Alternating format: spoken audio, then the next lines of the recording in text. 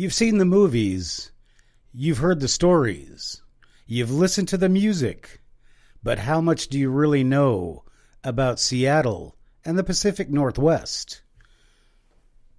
The amazing book, The Rainier Paradigm, coming up next on Books in Heinessight.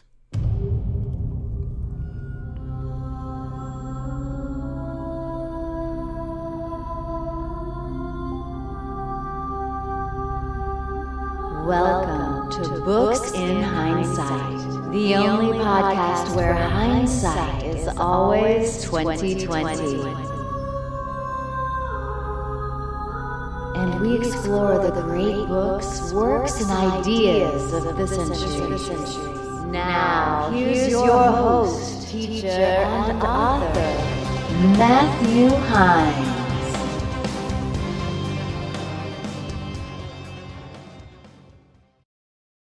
Hello, everybody, and welcome to Books in Heinessight. This is the show where we talk about the latest and the greatest in the publishing world, and I am your host, author Matthew Heines. I have self-published 5 books myself. I am featured on Amazon and have wonderful reviews, and I would like to get the same for you. So on this show, we will talk to authors and we will talk to people in the publishing industry, and we will try to help you in your publishing endeavors because a great world needs great books. All right, so today, you guys, before we go too much farther, I just want to tell you that the subject of today is my book, The Rainier Paradigm, released in 2017, and the question we're going to ask is, how relevant is the Rainier Paradigm, and is it fact or is it fiction? So we're going to talk about particular elements of the book and compare them to modern life. A little bit about the show. If you are new, this is our second podcast. I want to just explain to you, first of all, that setting up a podcast is not an easy proposition, and if you are going to do so, I recommend that you get as much information as you can, because it has been my experience that even with all the information they give you, you're going to run into things that are not talked about by anybody that are going to be a major block in your progress. So just to tell you this, this is the second time I've done this podcast, and it's just because of technical issues, and then there are issues with the software, sharing, and it's pretty involved. So if you're going to start a podcast, please get as much information as you can, and good luck. So we're not talking about podcasts, we are talking about books today, and I just want to tell everybody that I have just gone high tech, I guess you would say. I have purchased this whole setup here. I have an Audio Technica microphone, and I have a Knox Gear pop guard, and I also have a Behringer Euphoria UMC 202 HD condenser or amplifier, whammer jammer, whatever that thing is. I don't know, but it sounds great, doesn't it? So I just want to bring your attention to those things. And if you are in the podcasting world, you may want to check out the offer they're showing on Amazon, $109 for the whole setup. All right, so let's talk a little bit about the Rainier Paradigm. And before we do that, I just need to find out, I come from the teaching field, so I need to find out a few things about my viewers and my listeners. And so I need to find out what you know about Seattle and the Pacific Northwest. So we're going to take a little quiz, and don't be disheartened. We will get the answers at the end, and we will not share them or share the results with anybody. Now, the first question on this quiz is this. Mount Rainier is an active volcano in Washington State. Mount Rainier is an active volcano in Washington State, or Mount Rainier in Washington State is an active volcano. True or false? True or false? All right, do you have your answer? Let's go to number 2. There is a secret project in Alaska known as the HARP Project. True or false? There is a secret project in Alaska known as the HARP Project. Okay, true or false on that one as well. Number 3, there are count them, two routes to get out of Washington State's western region.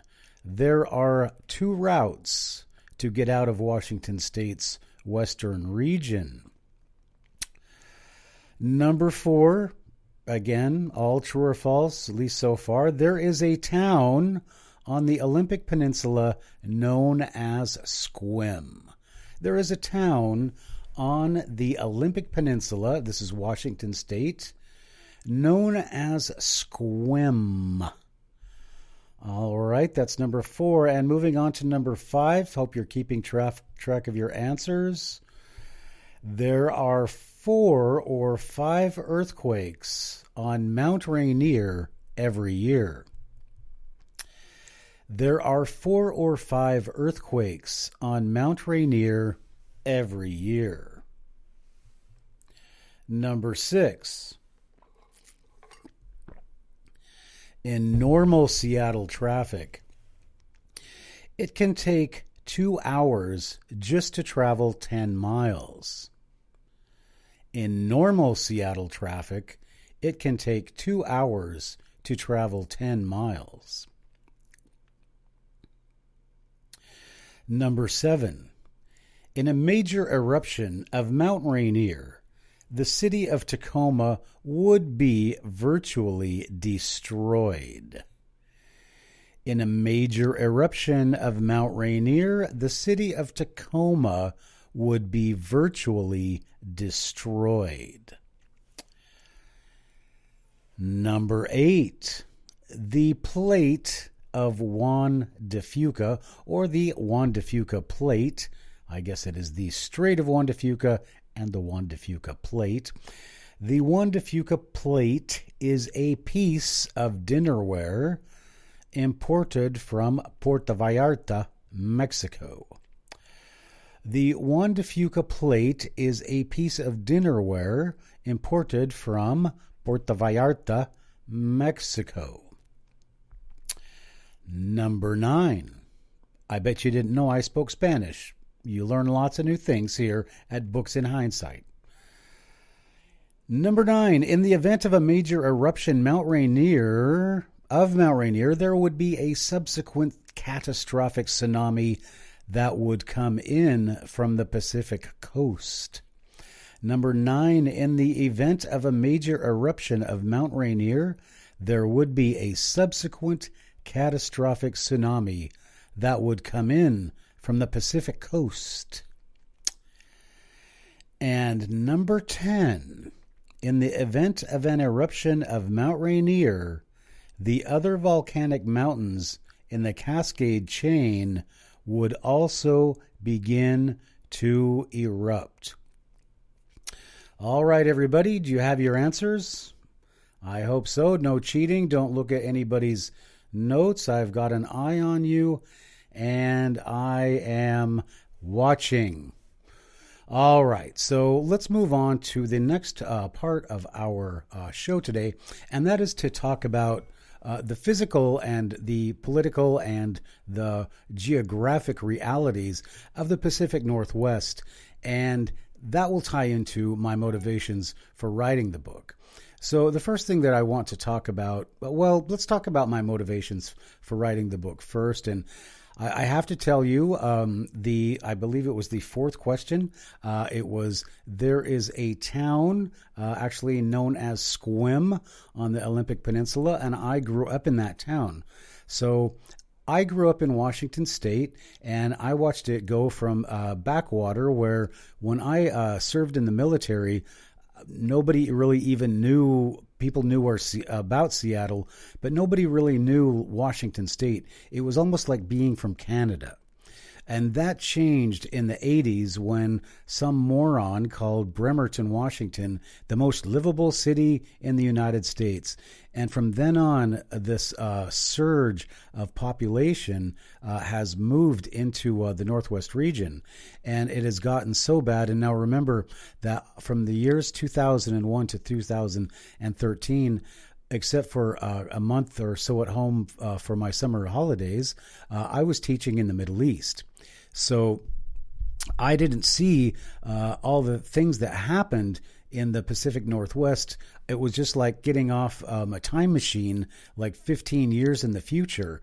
And it was really a shock. And I just cannot explain or emphasize how much of a shock it has been to see how much this beautiful, pristine land has been destroyed, and it has been destroyed by real estate developers. So living in the Seattle area now, I see every day that there's just more and more building, more and more construction, more and more people are being allowed into this country, and they're all going into debt.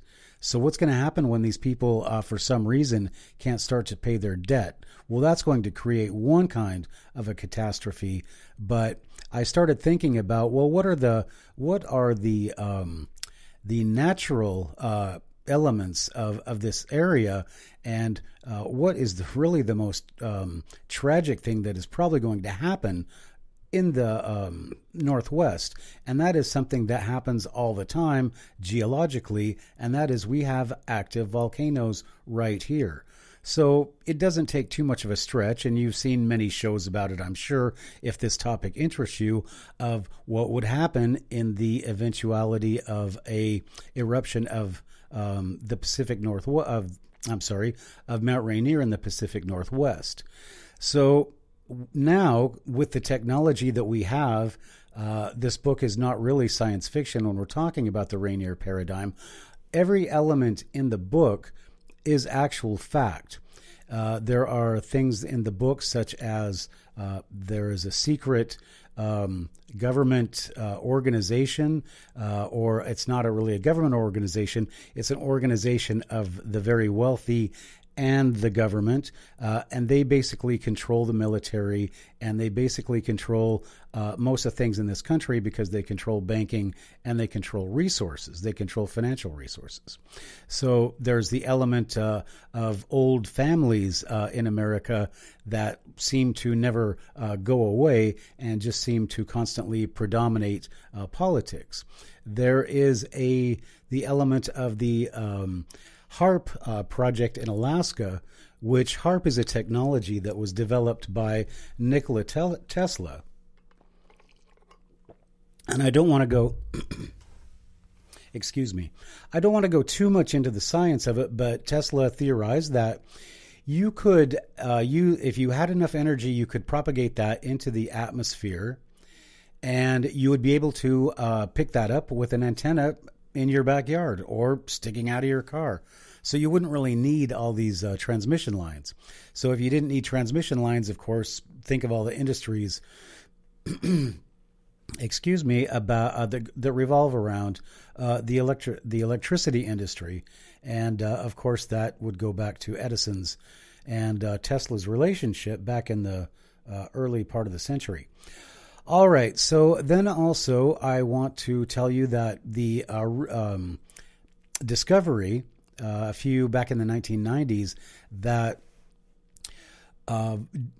rocks themselves have a electrical charge, right? And they have a magnetic orientation. So if you were able to introduce an electric field that was strong enough to disrupt or repel the charge or the magnetic orientation of a rock, think of it, you could basically destabilize entire formations, you could cause earthquakes, and of course, you could cause volcanoes. All right, so these are the motivations that I had for writing the book, and these are some of the physical realities of what is going on, but we also just have to look at, the headlines today. We have an whole intelligence apparatus that is I don't know. They seem to think that they control the country, and so that is one element of the Rainier paradigm. You also have the military and massive black budgets that nobody really knows where this money is going and who it's going to and what it's going for. So there's also that element of the book. And then you also have the element of the Pacific Northwest. You have the Seattle culture and how one of the things that you might find amusing in the book, because it really is written tongue-in-cheek. It's not supposed to be completely serious. It really just makes fun of the Seattle and Northwest culture, which I know all too well, having grown up here. And attended college at, I should just throw this in here, go Cougs, at WSU, Washington State University. So all of these things are thrown into this story about a young woman who hails from the Olympic Peninsula. She grew up in the town of Sequim and Port Angeles, and her family is not rich, so she ends up going to the University of Washington because she couldn't get into one of the real good schools like Harvard, MIT, or WSU.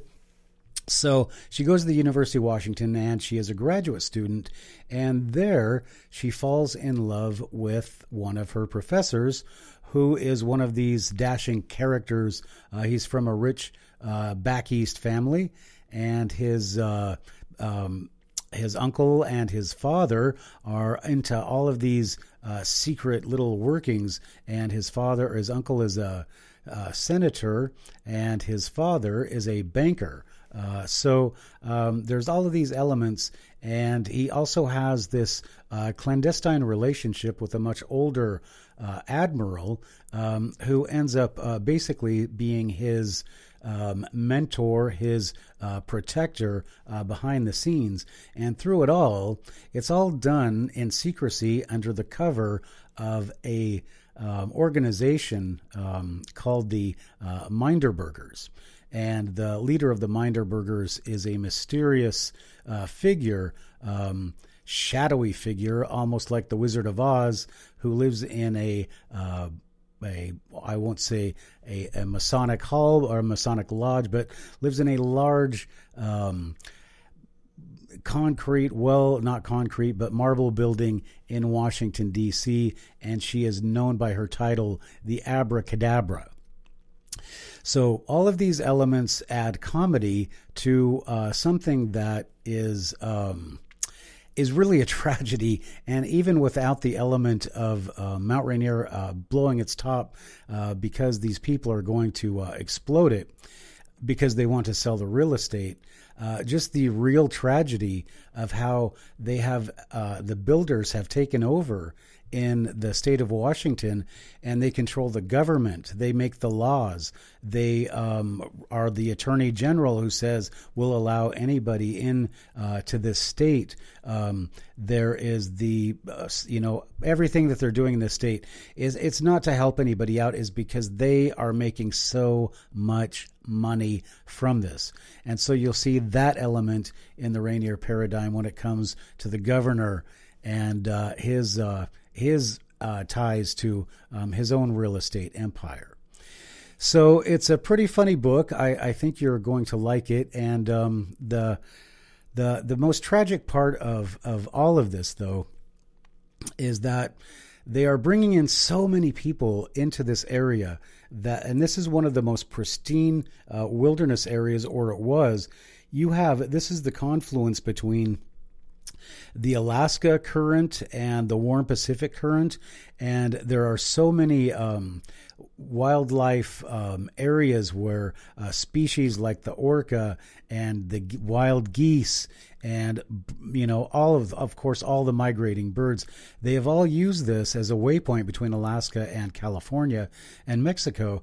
And now it is just the trees are being cut down. It's just being completely trashed. They're coming here. They have no respect for it. They come from countries where they've just trashed the environment there. And so they're going to come here and have no problem trashing the environment in the Puget Sound. And every day, Seattle is now dumping millions of tons of raw sewage into Puget Sound where people fish and they collect, their livelihood out of that water. And the people in Seattle is just dumping because they just don't care. So all of these things, all of these elements, this disrespect and this basic hubris towards the Pacific Northwest, for me, it's all just elements of a tragic comedy that's going to happen, and that was all the inspiration for the Rainier Paradigm. So let's talk a little bit about the Rainier Paradigm, or at least let me give you guys, I don't want to sit here and keep talking about just this book, but I do want to give you a little look inside the book. I want to read a couple chapters from you, and I don't know what I'm going to read. I'm just going to pick something out. I didn't really pick anything out here, so I am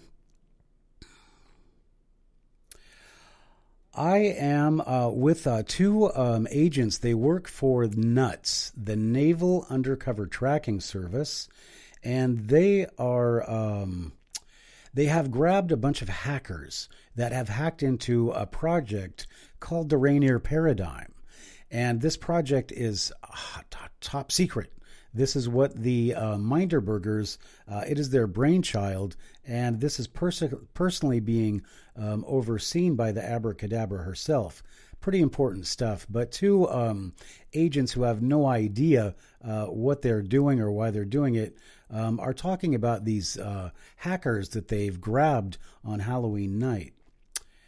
And at this point, one of the agents, he's an African-American kid. He's in contrast to his older partner, who was a ex-combat veteran and got wounded serving in the military. And this kid just was basically an affirmative action guy.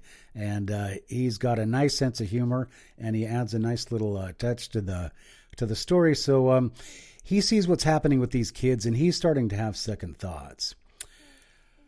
Road Rage Voorhees. His name is Road Rage, Seattle. Can you figure that one out? Road Rage Voorhees looked at his junior partner. Is that your answer? Of course it's not my answer, Agent Langdon replied. Just remember what I said. Right or wrong, this is our job. The government, our employer, needs us to do this. We'll follow it through. We'll get our information, and I'm sure somehow, some way, things will work out for those kids. Who knows? Maybe they'll end up working for FIB or cheat when all this is over. But I need you in this full metal jacket, or I want you to ask for reassignment. That's all I'm going to say about it. As they returned to the scene they just left, Road Rage Voorhees secretly hoped what he confided to his junior college chum would turn out to be true. But the fact was, he didn't know what they were really wanted for. Hacking into a secure system, although definitely an offense that would merit the perpetrators a lengthy prison sentence, in all his years had never warranted the treatment that this group was receiving. The torture continued because of the pressure that came from very, very high levels of government. Agent Voorhees knew that things for the prisoners were going to just get worse if things did not get better. If things were going to get better, they needed more information. All right, so that is a brief glimpse into the book, The Rainier Paradigm. So you can get the Rainier Paradigm. Of course, I have to go into the commercial aspect of all this, but the Rainier Paradigm is available at Heinessight.com, Amazon, KOBO, Barnes & Noble's NOOK, and don't forget iBooks and iTunes. Excuse me. Yes, we've had a lot of smoke. I mean, speaking of things that are going wrong in Seattle, they've had so much smoke up here because of fires, forest fires, that everybody's walking around now just coughing, and it's really crazy. All right, so we've talked about my motivations of writing the Rainier Paradigm, about living in Seattle and or growing up near Seattle, and just watching the whole area be overrun. And one thing that I also would like to add, that in the last year since I've been back from Saudi Arabia since 2013, it's basically a lot of this is what I call white flight. You just have people that are running from the violence and the horrible schools and the racism that is being propagated throughout the country by the media and by the corporate elites. So if you don't think if you read the Rainier Paradigm and you say, this is probably not so much fiction as it is fact or soon to be fact, you're probably not going to be the only person that has said that. All right.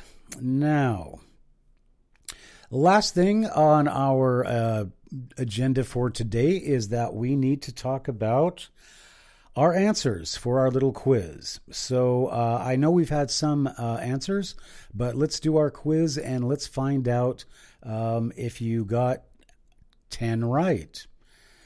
All right, number one, the question was, Mount Rainier in Washington State is an active volcano. And the answer is not true, not false. It's right in the middle. It is what is called a dormant volcano. Now, volcanoes can be active, dormant, or extinct.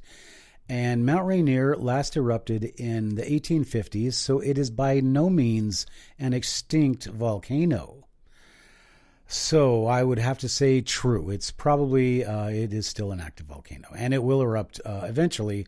And you'll have to read the Rainier Paradigm to find out how we could make that happen. Number two, there is a secret project in Alaska known as the HARP Project. Number two, there is a secret project in Alaska known as the HARP Project. I guess I don't have to repeat it. The answer is yes. It is HAARP. I can't remember what exactly, high altitude aerial something. And basically what it is a bunch of antennas that boost massive amounts of energy, which means massive amounts of heat, into the atmosphere. And one of the reasons for its inception was Star Wars. They had this plan that they were going to use this heat to heat up the outer atmosphere. I mean, that's how much power we're talking about. It's a very interesting story how it all is associated with the North Slope oil fields, natural gas, and Star Wars. But anyway, the plan was to send these super heated waves out into the atmosphere, and when the Russian missiles re-entered, they wouldn't know what their elevation was, because the atmosphere had moved up or down, or I guess it would have moved up, and then they would be misguided or whatever, and so they just would have blown up someplace else. Great. So anyway, that was one of the rationales for developing the project, but the project is still very alive and active, and it is centered in a place called Gakona in Alaska, and lots of funding goes through the University of Alaska in Fairbanks.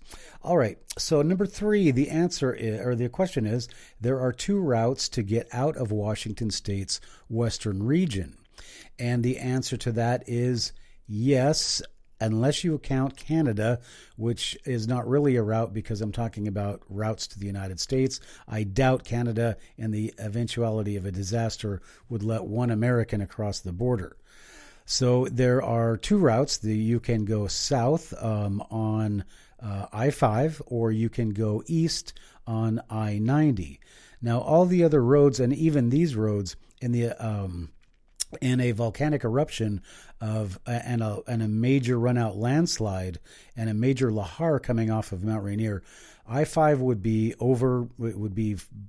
blown over, or it would be overrun, and the I-90, we know this from Mount St. Helens because of the ash. Mount I-90 going east could also be blocked because of ash if there's enough of it. And if anything is to happen to that eastern route going out, and of course I-5 would be the first to go, there's really no way to get out of Western Washington. The rest of the region here is mountains and forests, so all the roads are there, and if the roads are blocked, then it's going to be very difficult for people to not only get out, but it's also going to be very difficult to get anything in, especially because you won't be able to fly because of the smoke, which we saw after Mount St. Helens blew up. So a very scary thing that could happen. And another reason you might ask yourself, why do they allow so many people to live in this area? When they know there's going to be such a tragic disaster that's going to happen. All right, so number 4, there is a town on the Olympic Peninsula known as Sequim. Yes, indeed, there is, and I mentioned that earlier. That is where I grew up and went to school. Number 5, there are 4 or 5 earthquakes on Mount Rainier every year, and the answer to that is yes. That just signifies there is something going on down under. Number 6, in normal Seattle traffic, it can take 2 hours to travel 10 miles. Yes, I don't even want to get started on this, but one of the reasons we have a character called Road Rage in the Rainier Paradigm is because of Seattle traffic. Number 7, in a major eruption of Mount Rainier, the city of Tacoma would be virtually destroyed. Yes, in a major run-out landslide, the city of Tacoma would be destroyed. It would be cut off. And depending on the winds, the pyroclastic flow, etc., would just nail everything from Tacoma south all the way to Kelso and Longview. All right, and maybe as far as Vancouver, depending on the winds. All right, now, number 8, the Juan de Fuca plate. Juan de Fuca plate is a piece of dinnerware imported from Puerto Vallarta, Mexico. And the answer to that is our first and only false. It is false. It is actually a plate connected to the Pacific plate, and it is sliding underneath the continental landmass out on the coast of Northern California, Oregon, and Washington, all the way up to Canada. Okay.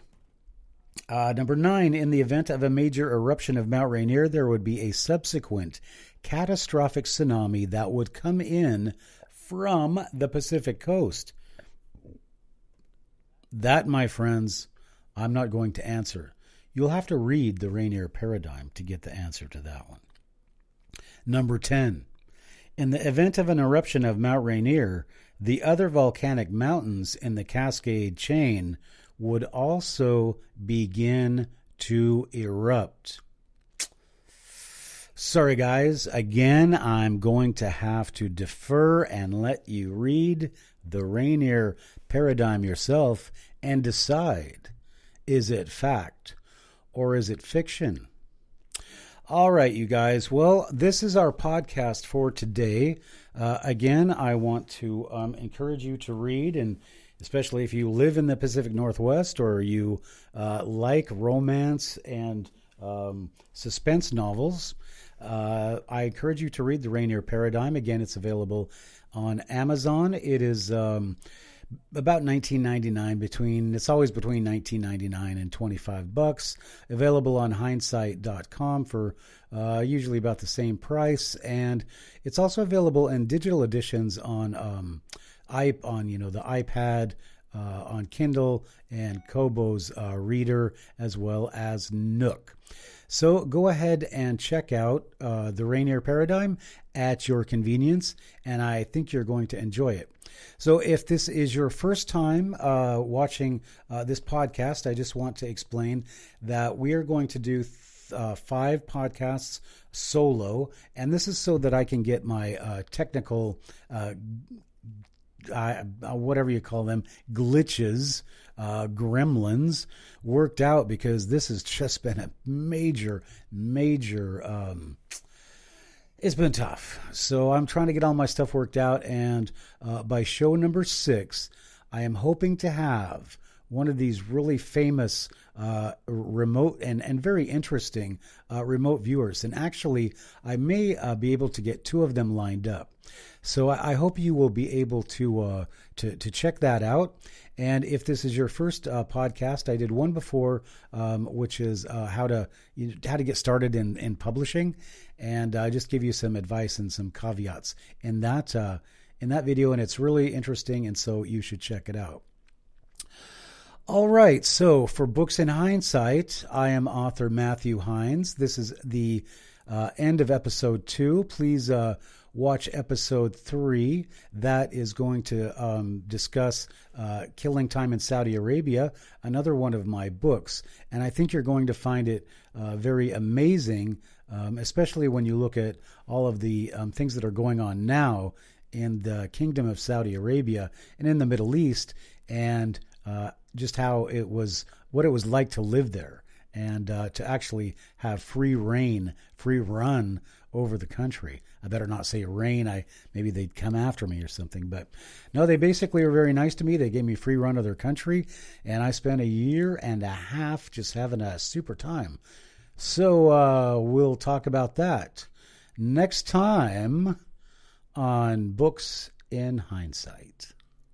We'll see you then.